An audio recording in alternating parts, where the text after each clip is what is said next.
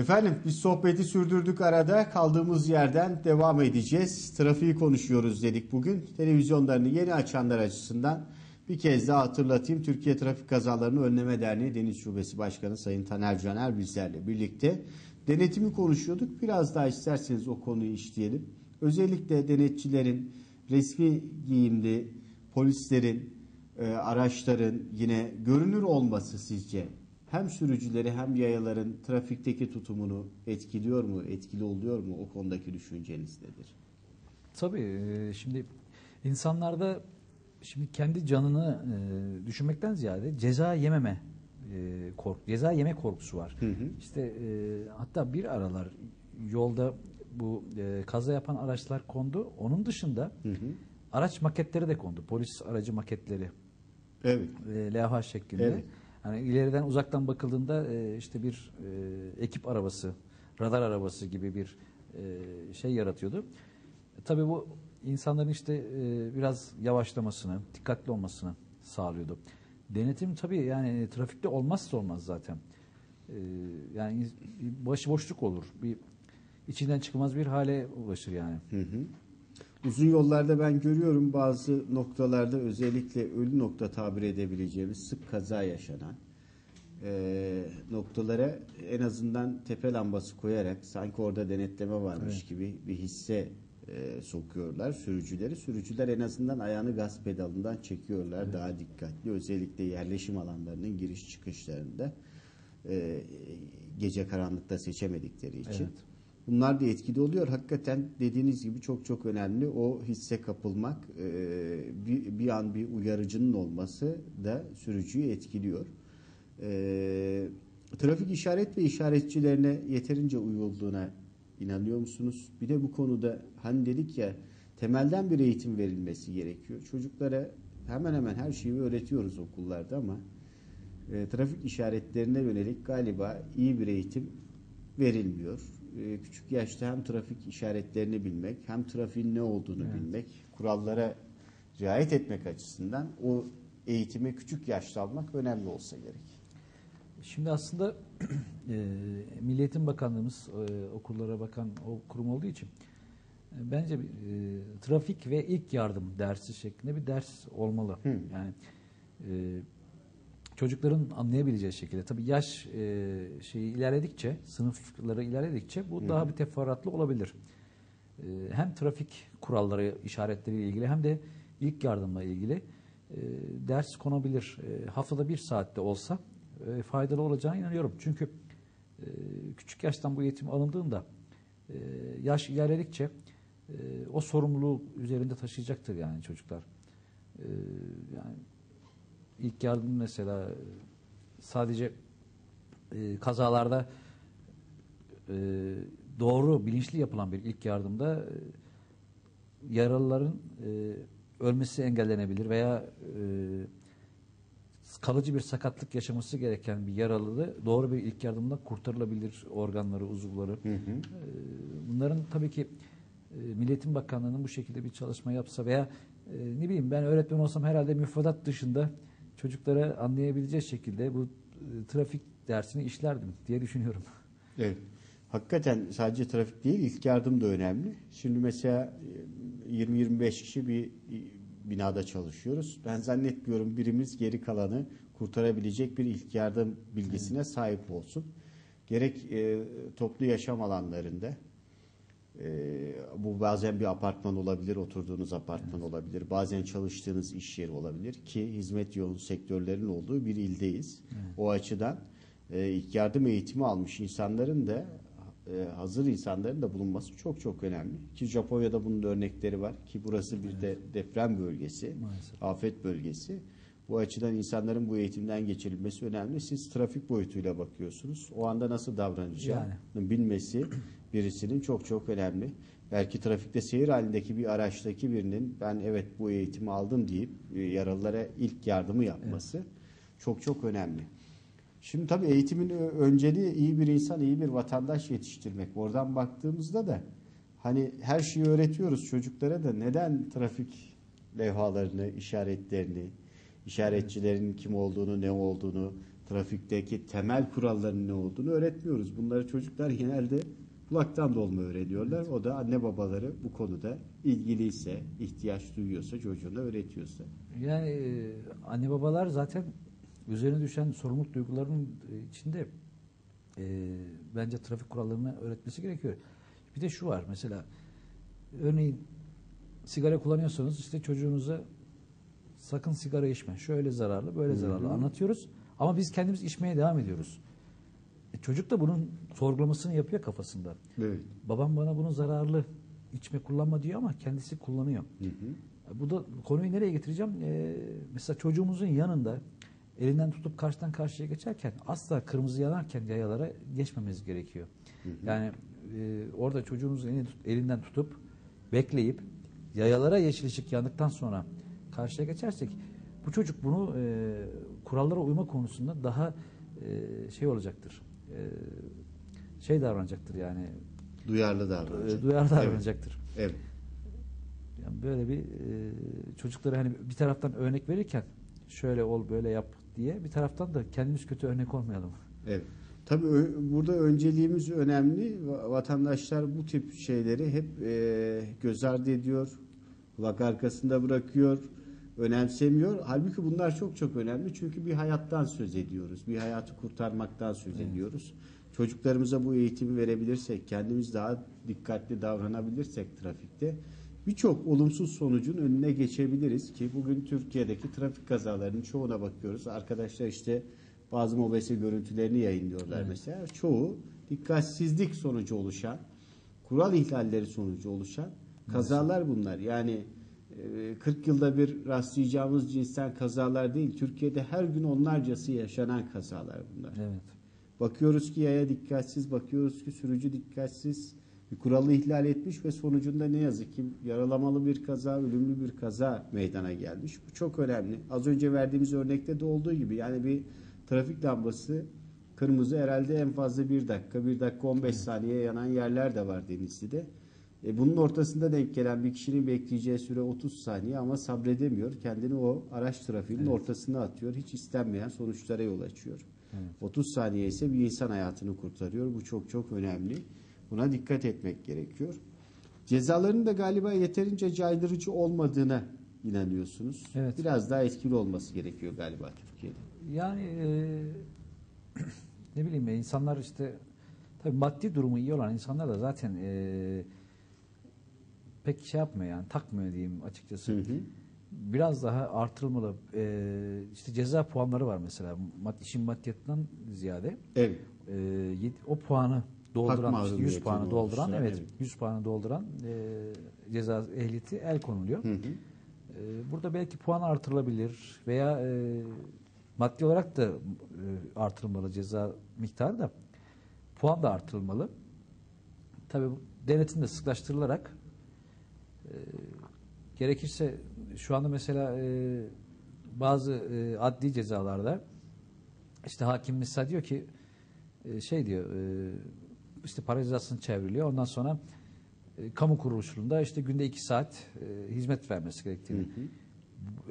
Böyle bir şey de yapılabilir yani ne bileyim o şekilde hizmet vermeyecek de tekrar işte başta anlattığımız gibi trafik eğitimi almalı veya sınava girmeli. İşte sağlık raporundan bahsettiğerken bunu söylemiştik. O şekilde bir yöntem, yol izlenebilir. Evet. Ki Avrupa'da bunun örnekleri var aslında.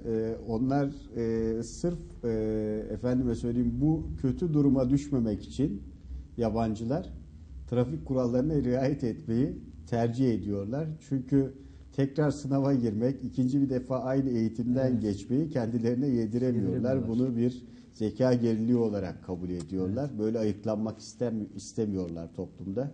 Türkiye'de de sizin de dediğiniz gibi sık bu hataları yapan, ceza puanlarını çok çabuk dolduranların bu zaruri eğitimlerden tekrar geçmeleri gerektiğine ben de inanıyorum. Etkili bir yöntem olacaktır.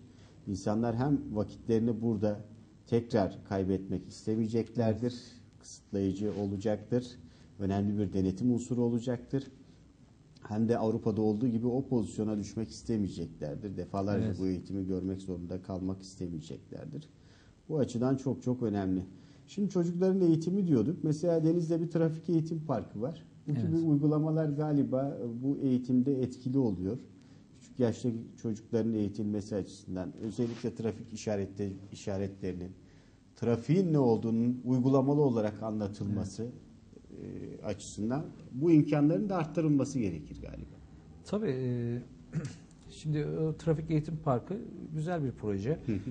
Çocuklar orada trafik işaretlerini öğreniyorlar. Küçük minyatür araçlarla oraya da hem yaya olarak hem sürücü olarak onu yaşayıp görüyorlar. Hı hı. Bu da kafalarında kalıcı bir yer ediyor tabii. Tüm şehirlerimizde olması gerektiğine inanıyorum onun.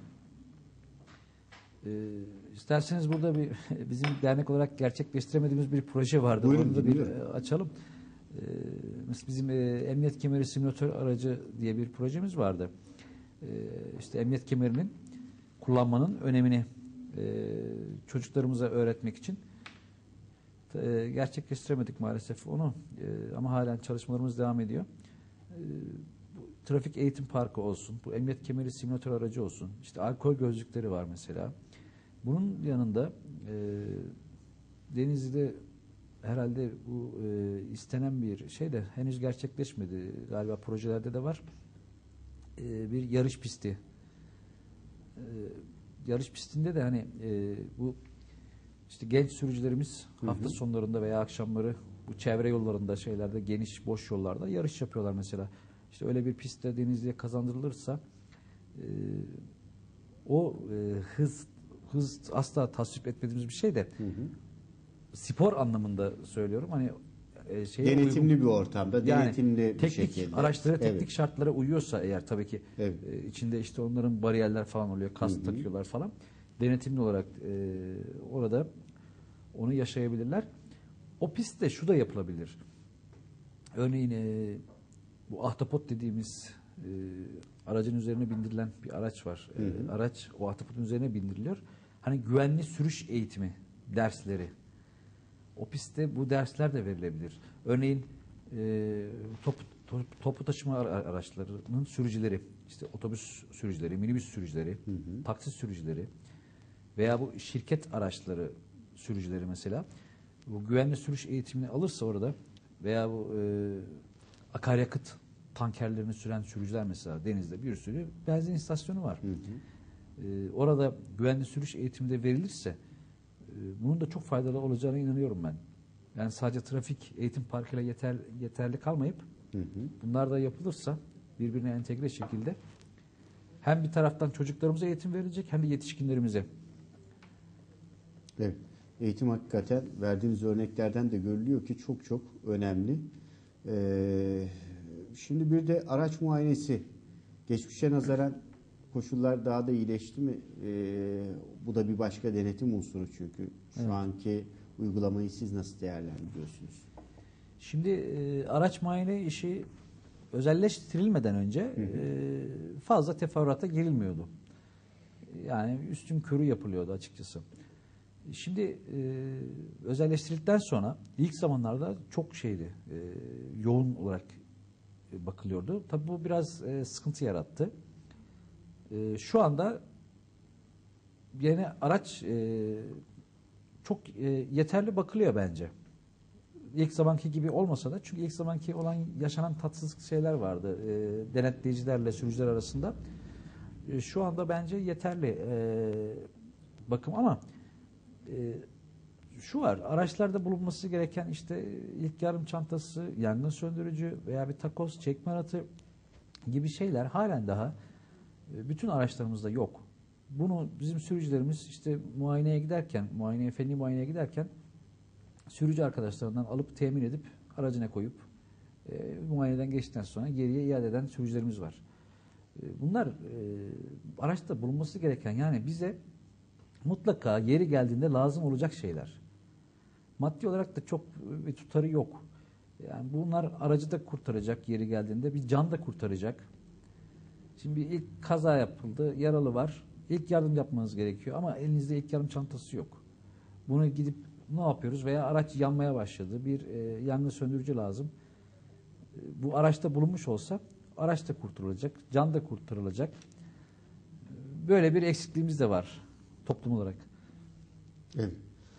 Onun için diyorum ki trafik ihmale gelmiyor. O konuda hem yayalar hem sürücüler daha dikkatli olmak zorundalar. Şimdi tabii toplu taşımadan bahsettik. Araç muayenesi de demişken minibüslerde servis araçları onlar farklı bir denetimden daha geçiyor değil mi? Tabii şimdi servis araçları özellikle okul servisi çeken araçlarımız okul sezonu başlamadan önce belediye, emniyet ve servisler odası yetkililerinden oluşan bir komisyon tarafından okullar açılmadan önce bir denetimden geçiyor. Bir belge veriliyor. Yani eksikliklerini tamamlıyor araçlar. O belgeyi aldıktan sonra öğrenci servise çekebiliyorlar. Şu anda da hat minibüslerinde de Denizli'de benzer bir uygulama var. Aynı bu fenli muayene gibi belediye ulaştırma yetkililerinin tarafından hazırlanan bir komisyonla bu araçlar kontrol edilip ona göre çalışma ruhsatı verilecek. Böyle bir çalışma var. Tabii bunlar gerekli şeyler. Yani araçların standartlara uygun olması gerekiyor. Çünkü can taşıyorsunuz her şeyden önce. Bu denetimler yapılıp da ruhsat almayan araçların çalıştırılmaması gerekiyor. Bunu da yetkilerimiz zaten kontrollerini sürdüreceklerdir. Evet. Şimdi bizim insanımız meraklıdır. Siz bir ticari araç kullanıyorsunuz. Özel araçları olanlar açısından özellikle bunu soruyorum size. Kendi başımızın çaresine bakmayı severiz. Araçların ufak tefek bakımlarını, ufak tefek tamirat işlerini yapmayı da çok severiz. Bu konuda yetkin olup olmadığımıza da pek bakmayız. Bunu doğru buluyor musunuz? Siz bu konudaki görüşünüz nedir? Tabii hayat pahalı, koşullar da belli. Onu da doğal karşılıyorum. Ancak ufak bir hata, ufak bir dikkatsizliğimiz daha büyük sorunları da beraberinde getirebilir. Tabii. Galiba bu konuda dikkatli olmak gerekiyor. Şimdi eğer o konu hakkında gerçekten bilgiliysek yapılabilir ama sizin de dediğiniz gibi çok da anlamıyorsak, bilmiyorsak da yetkili bir uzmanına yaptırmakta fayda var. Tabii küçük bir hata büyük bir arıza doğurabilir. Ne bileyim bir kablo şase yapabilir. Biz o işi yapar yani onaralım, tamir edelim diye uğraşırken araç elden gidebilir. Bu işi bir uzmanının yapması daha mantıklı. Evet. Bir de günümüzde LPG'li araçların sayısı oldukça arttı. Maalesef. O açıdan araçlara teknik açıdan müdahale etmek daha fazla risk taşıyor. Tabii LPG'li araçlar daha dikkat isteyen bir konu. Yani canlı bir bomba diyebiliriz. Onların sızdırmazlıkları, standartlara uygun olması gerekiyor. Zamanında değişmesi gerekiyorsa işte o depo dediğimiz kısım zamanında değiştirilmeli ve daha ucuza dolduracağız diye yetki belgesi olmayan, yeterlilik belgesi olmayan istasyonlardan dolum yaptırmamamız gerekiyor. O da bir basınç falan olaylar olduğu için tehlikeli sonuçlar doğurabilir. Evet. Türkiye'nin araç trafiğinin en yoğun olduğu illerinden birinde yaşıyoruz. Araç sayısına baktığımızda hemen hemen 3 vatandaşımıza bir araç düşüyor. Aslında bu bir varlığın, zenginliğin, imkanın iyi olduğunu da göstergesi. Ancak öbür taraftan trafikte bazı sorunları da beraberinde getiriyor. Özellikle yoğun trafik akışı, ötesinde park edecek yer bulamamak. Evet, maalesef. Özellikle bu parklarla, otoparklarla ilgili olarak siz ne düşünüyorsunuz? Neler söyleyeceksiniz? Şimdi tabii dediğiniz gibi Denizli'de şu anda en son istatistik bilgilerinde 335 bin civarında araç vardı. Tahmin ediyorum ki bu sayı 340 bini geçmiştir yıl sonu itibariyle. Otopark konusu, Denizli'de yeterli otoparkımız yok. Acilen her semte, özellikle Çınar, Bayrambir, hastane gibi işte iş yerleri, banka, yani ticari hayatın yoğun olduğu bölgelerde yeni otoparklar yapılması gerekiyor.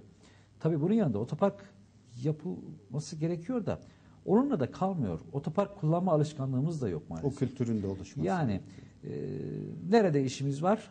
Hemen o dükkanın önüne işte yolu kapatıyormuş, kaldırımı kapatıyormuş, işte yaya ve araç giriş çıkışını engelliyormuş, geçişini engelliyormuş diye düşünmeden nerede işimiz varsa oraya aracımızı park edip gidiyoruz.